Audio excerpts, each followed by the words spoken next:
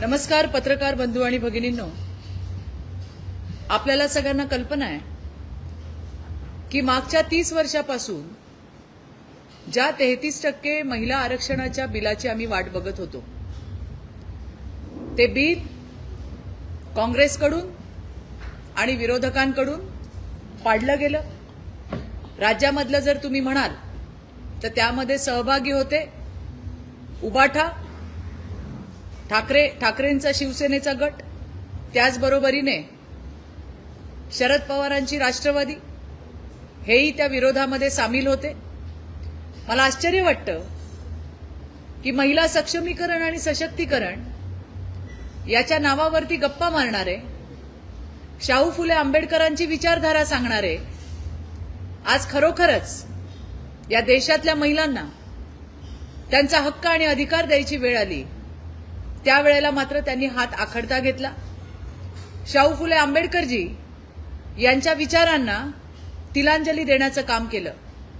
आपल्या सगळ्यांना कल्पना आहे, महामानव भारतरत्न डॉक्टर बाबासाहेब आंबेडकर यांच्या प्रयत्नामुळे यांनी केलेली सुरुवात ती खरी महिला सक्षमीकरण आणि सशक्तीकरणाची सुरुवात होती। सगळ्यात आधी मतदानाचा अधिकार या देशातल्या 50% मातृशक्तीला दिला, तिला मुख्य प्रवाहात आणायचं काम केलं। आणि त्यानंतर गेल्या दशकभर या देशाचे लोकप्रिय आणि यशस्वी प्रधानमंत्री मोदीजी हे सतत महिलांच्या विषयांवरती त्यांना सक्षम सशक्त करण्यासाठी काम करत होते। आज त्याच्यावरती कळस म्हणजे 33% आरक्षण देशातल्या महिलांना मिळणार होतं।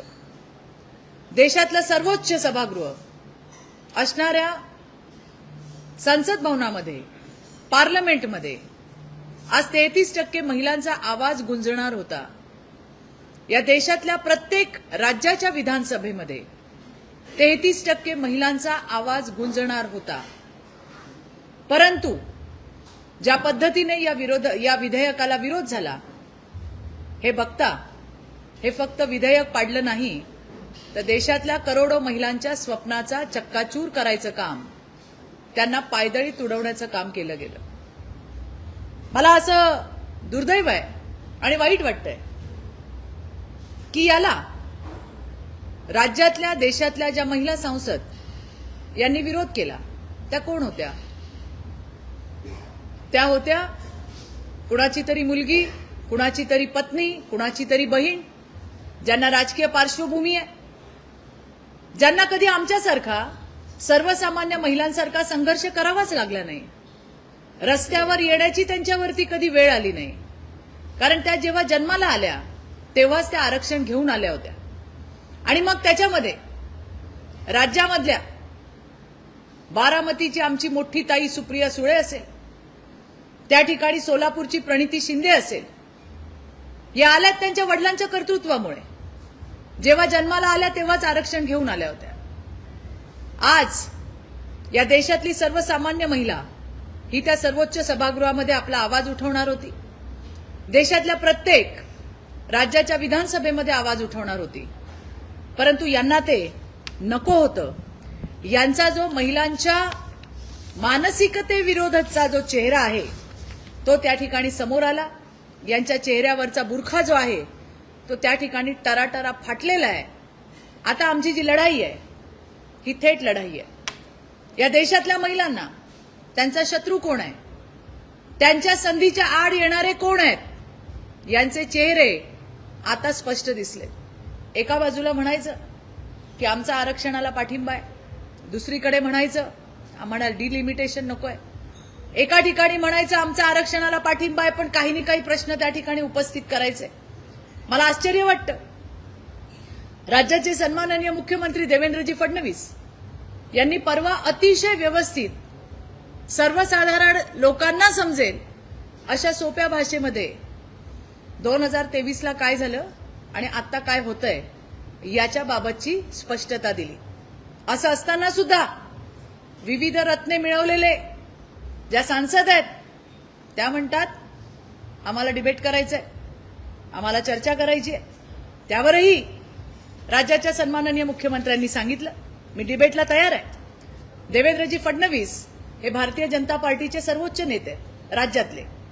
आणि त्यामुळे तुमच्या पक्षातल्या सर्वोच्च नेत्यांसोबत जर त्यांची तयारी असेल तर माझी डिबेटला येण्याची तयारी आहे, हे सुद्धा त्यांनी त्या ठिकाणी स्पष्ट केलं. संसदेमध्ये काम करणाऱ्या, विविध रत्न मिळवणाऱ्या या आपल्या सांसदांना देवेंद्रजींनी सोप्या भाषेत घेतलेली सुद्धा प्रेस समजत नसेल तर या नक्की तिथं काय करतात, हा माझ्यासह लाखो महिलांना, करोडो महिलांना पडलेला प्रश्न आहे.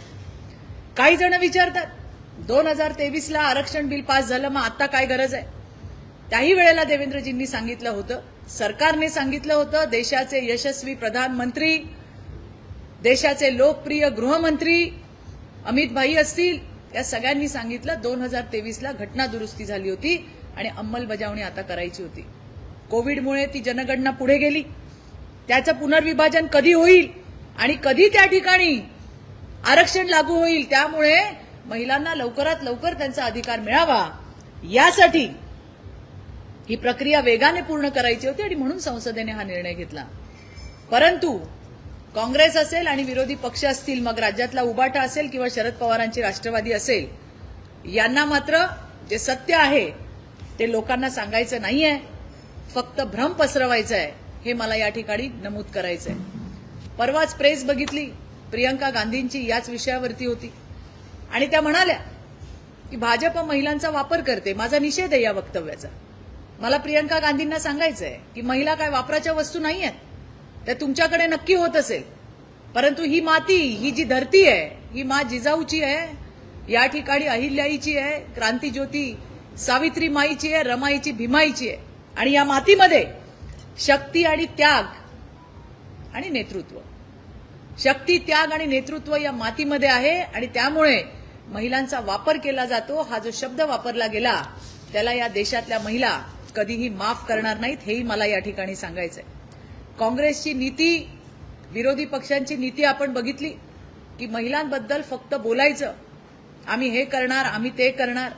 ज्या वेळेला 2014ला देशाचे प्रधानमंत्री मोदीजी झाले, त्यावेळेला या देशातल्या 50% मातृशक्तीला त्यांच्या मूलभूत गरजा सुद्धा नव्हत्या. टॉयलेट नव्हते. या देशाची मातृशक्ती रस्त्यावरती, शेतांमध्ये जायची. परंतु ज्या वेळेला मोदीजी आले त्यावेळेला त्यांनी सांगितलं की ही इज्जत, ही फक्त घरची इज्जत नाही, माझ्या देशाची इज्जत आहे आणि माझ्या देशाची इज्जत, माझी ही मातृशक्ती रस्त्यावर जाणार नाही, असा विचार करणारे पहिले प्रधानमंत्री, ज्यांचं नाव मोदीजी आहे. आणि आज देशभरामध्ये गावातल्या खेड्यात जरी तुम्ही गेलात तरी त्या ठिकाणी टॉयलेट आहे. महिलांचा आत्मसन्मान वाढवण्याचं काम यांनी केलंय. मुलींचा जन्मदर कमी, बेटी बचाव बेटी पढाव सारखा एक उपक्रम त्यांनी त्या ठिकाणी राबवला. आज आपण बघितलं की मुलींच्या जन्मदरामध्ये सुद्धा वाढ आलेली आहे. मुलींना जन्म द्या यासाठी विविध योजना आल्या आहेत. त्यांचे शिक्षण असेल मोफत, त्या जन्माला आल्यानंतर विविध योजना त्यांच्यासाठी आलेल्या आहेत की ज्यामुळे मुली या परिवाराला बोज वाटू नये, यासाठीच्या विविध योजना मोदीजींनी केल्या.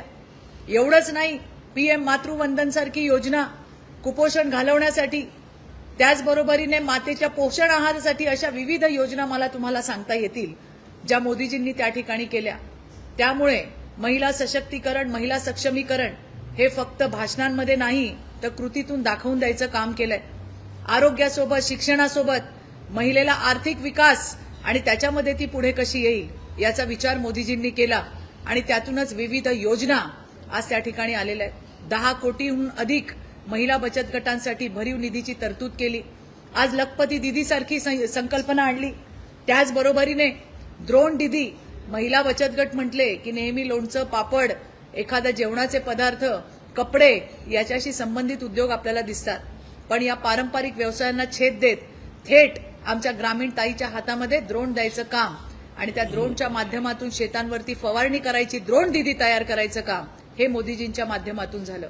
स्टँडअप असेल, स्टार्टअप असेल, मुद्रा असेल, अशा विविध योजनेमधनं महिलेला आर्थिक सक्षम करायचं काम केलं. पीएम आवास सारख्या योजनेमध्ये महिलांच्या नावावर घर देऊन तिला मालकी हक्काची आपल्या जाणीव करून दिली. अशा एक ना अनेक विविध योजना मला सांगता येतील. राज्यामध्ये सुद्धा सन्माननीय मुख्यमंत्री देवेंद्रजींच्या माध्यमातून आपण पाहिलं असेल लाडक्या बहिणीसारखी योजना, विविध योजना ज्यामध्ये महिलांना आर्थिक सक्षम करण्याचं काम हे राज्यामध्ये सुद्धा होतंय. आणि असं असताना अशा पद्धतीचं जे बिल आहे, जो आमचा हक्क होता, आमचा अधिकार होता, जो मिळवण्यासाठी आम्ही त्या ठिकाणी आवाज उठवला आणि त्याला आता जो आक्रोश आपल्याला संपूर्ण देशातून राज्यातून ऐकायला येतोय, हा आक्रोश काँग्रेसला विरोधी पक्षांना स्वस्थ बसू देणार नाही असं माझं या ठिकाणी म्हणणं आहे. आजही महिलांमध्ये प्रचंड आक्रोश आहे. विविध ठिकाणी मोर्चे निघतायत, काँग्रेसच्या विरोधात निघतायत. त्या ठिकाणी प्रश्न विचारले जात आहेत की जर 33% महिलांना आरक्षण मोदीजी देतायत तर तुमच्या पोटात का दुखतंय? आज आमच्या हातातोंडाशी आलेला घास हा हिसकावण्याचं पाप हे जर कुणी केलं असेल तर ते काँग्रेस आणि विरोधी पक्षांनी केलंय. याला या देशातली मातृशक्ती येणाऱ्या दिवसामध्ये नक्की उत्तर देईल हा मला विश्वास आहे. या संदर्भामध्ये काही प्रश्न असतील तर कृपया विचारा.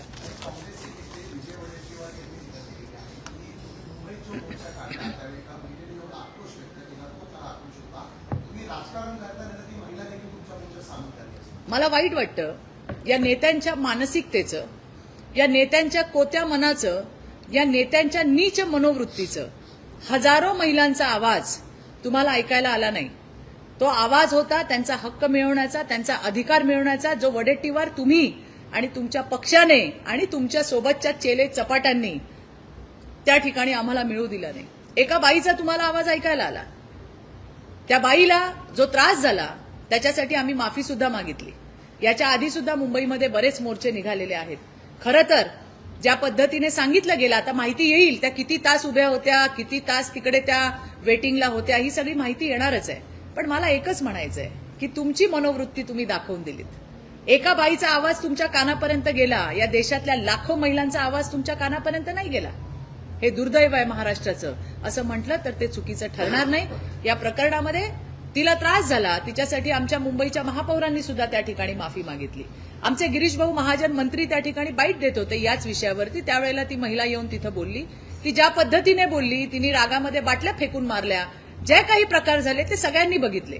तिचा राग सुद्धा आम्ही समजू शकतो, परंतु आमचा अधिकार आणि आमचा हक्क हा सुद्धा त्याहून मोठा आहे असं मला त्या ठिकाणी आवर्जून या ठिकाणी सांगायचंय. रस्ता बंद होता, रोड डायव्हर्ट केलेले होते, त्याच्यामुळे प्रशासनाचं ते काम होतं की गाड्या त्या ठिकाणून वळवून दुसरी ठिकाणून घ्यायच्या. परंतु ते का केलं गेलं नाही किंवा कुणी हे केलंय, या सगळ्या गोष्टी आपल्या समोर येतील. अर्थात अशा कितीही गोष्टी झाल्या आणि कितीही गोष्टींची चर्चा झाली तरी आमचं जे ध्येय आहे, आमचं जे मूळ उद्देश आहे, जो लाखो महिलांचा हक्क आणि अधिकाराचा आवाज आहे, त्यापासून आम्ही ढळणार नाही. तो आमचा आवाज दिवसेंदिवस बुलंद होत राहील.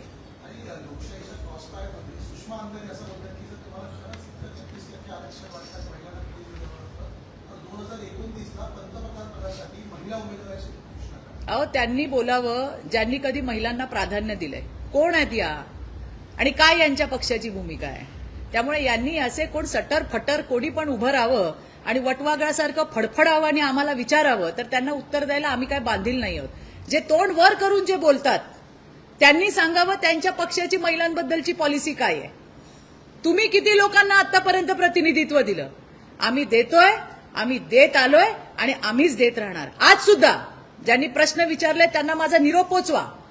आज सुद्धा विधानसभा विधान परिषदेमध्ये महिला सगळ्यात जास्त आमदार कुठल्या पक्षाच्या असतील तर त्या भारतीय जनता पार्टीच्या आहेत. स्थानिक स्वराज्य संस्थांमध्ये सुद्धा ज्या ठिकाणी महिला आरक्षित जागा आहेत तिथे तर आम्ही महिलांना जागा दिल्याच आहेत, पण ज्या ओपन जागा आहेत तिथे सुद्धा आम्ही महिलांच्या क्षमतेला वाव दिलेला आहे. त्यामुळे कोणी उठावं आणि तोंड उचकटून काही बोलावं आणि तुम्हाला असं वाटत असेल त्यांना आम्ही उत्तरं द्यावी तर त्यांना उत्तरं द्यायला आम्ही बांधील नाही. भारतीय जनता पार्टी महिलांसाठी काय करत आली आहे हे आतापर्यंत सगळ्या जगाने आणि देशाने बघितलेलं आहे.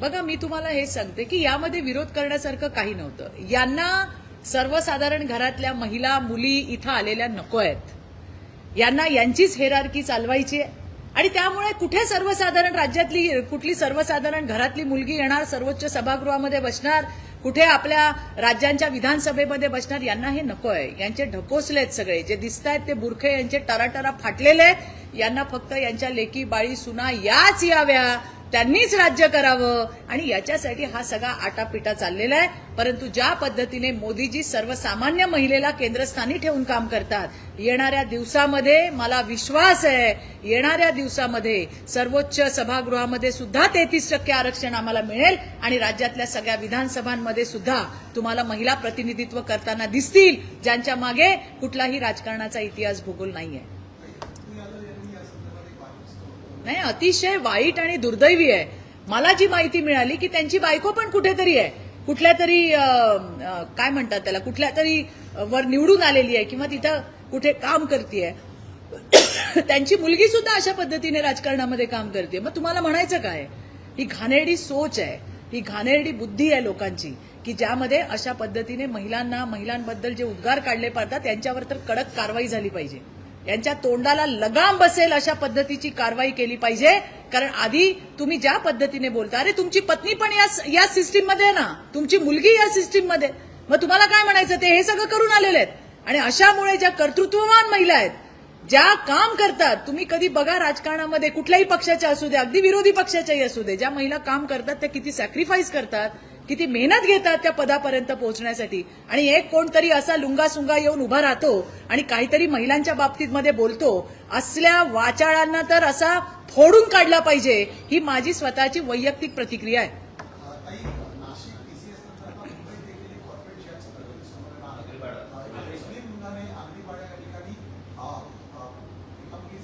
बघा, ही गोष्ट मला परवा माझ्या कानावर ही गोष्ट आली. मला या गोष्टीचं समाधान आहे.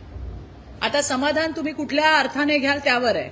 समाधान या गोष्टीचं आहे की मुली पुढे येत आहेत, किमान मुली बोलतायत की आपल्याला न्याय मिळेल.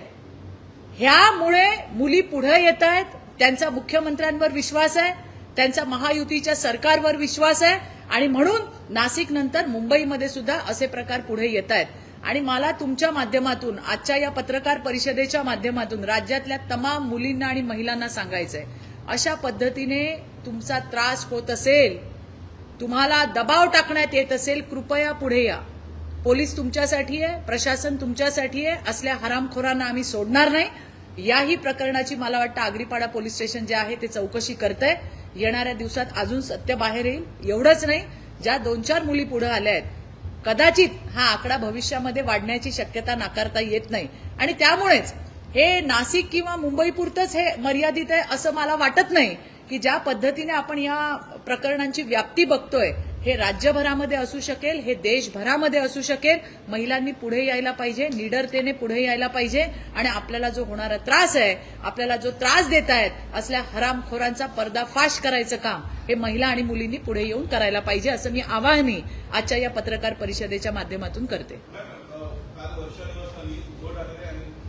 नाही, मला वाटतं या विषयावरती आत्ताच मी आता येतानाच बघितलं की राज्याचे सन्माननीय मुख्यमंत्री देवेंद्रजी फडणवीस यांनी सविस्तर अशी प्रतिक्रिया दिलेली आहे. त्यामुळे या विषयावरती आमच्यासारख्यांनी काही बोलणं योग्य नाही.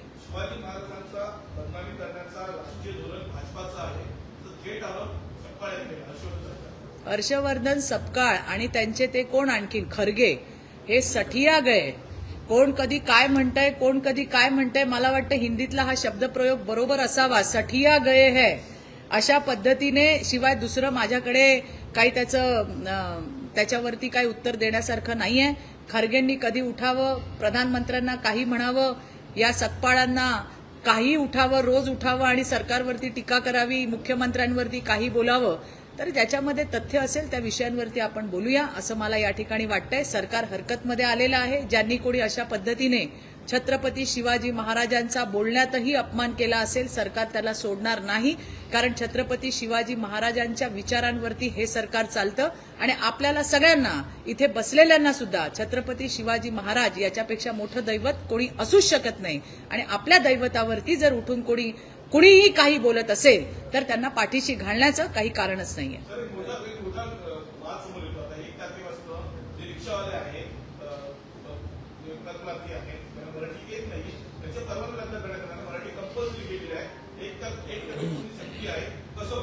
नाही, मी पण पाहतीये, मी पण आज ऐकलं की कोण काय बोलतंय. प्रत्येकाच्या आपल्या आपल्या भूमिका आहेत. मला वाटतं सरकार याच्यावरती योग्य तोडगा काढेल. परिवहन मंत्र्यांनी सुद्धा त्यांची भूमिका मांडलेली आहे. अर्थात येणाऱ्या दिवसामध्ये सरकार म्हणून काय भूमिका आहे ही सुद्धा भूमिका ही सरकारकडनं मांडली जाईल. सगळ्यांना योग्य न्याय मिळाला पाहिजे ही आपली भूमिका आहे. मराठी सगळ्यांना बोलता यायला हवं का? तर 100% यायला हवंय. ज्यांची बोलण्याची शिकण्याची तयारी असेल त्यांना शिकवलं गेलं पाहिजे असं माझं मत आहे.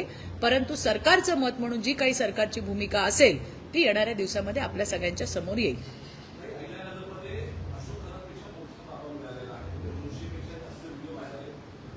नाही, मला हेच म्हणायचंय, सगळे बुवा बाबा जे कोण हे विकृत हरामखोर आहेत हे एका पागोपाग एक एक्सपोज होताना दिसत आहेत.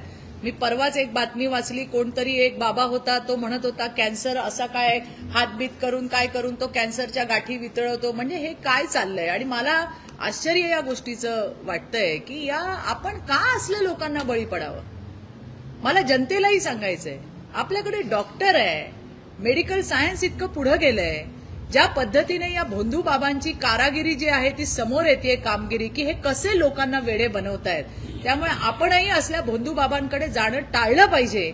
जशा जशा गोष्टी समोर येत आहेत त्यांची चौकशी केली जाईल, त्यांची छानबीन केली जाईल, त्यांच्यावरती कारवाई सुद्धा होईल. पण आपणही या राज्याचे नागरिक, माझे भाऊ आणि माझ्या बहिणी या राज्यातल्या, अरे आपण कधी सुधारणार आहोत? आपण किती दिवस असल्या भोंदू बाबांच्या मागे लागणार आहोत? या भोंदू बाबांच्या शॉर्टकटने कुणाला कधी काही मिळालेलं नाहीये. जे काही मिळालं ते तुमचं त्यांनी हडपून घेतलंय. हे त्या खरातच्या प्रकरणात आपण पाहिलंय की कशा जमिनी नावावर करून घेतल्या, गाड्या घेतल्या, घोड्या घेतल्या, घरं घेतली, दारं घेतली. अरे वेडे आहोत का आपण कुठे चाललोय याचा आपण सुद्धा प्रत्येकाने विचार करायला पाहिजे असं मला या ठिकाणी सांगायचंय.